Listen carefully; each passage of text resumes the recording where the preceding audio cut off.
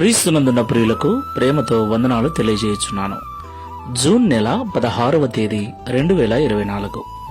ఈరోజు దేవుడు మనకు చేస్తున్న వాగ్దానం ఏమిటనగా, లూకాసు వార్త 1వ అధ్యాయం 50వ వచనం. ఆయనకు భయపడు వారి మీద ఆయన కనికరము తరతరములకు ఉండును. ఆమెన్. నా ప్రియమైన సహోదరి సహోదరులారా, మనమారాధించేటువంటి దేవుడు కనికర పూర్ణుడై ఉన్నాడు. దేవుడు మన యొక్క స్థితిని చూసి కనికరపడే దేవుడై ఉన్నాడు.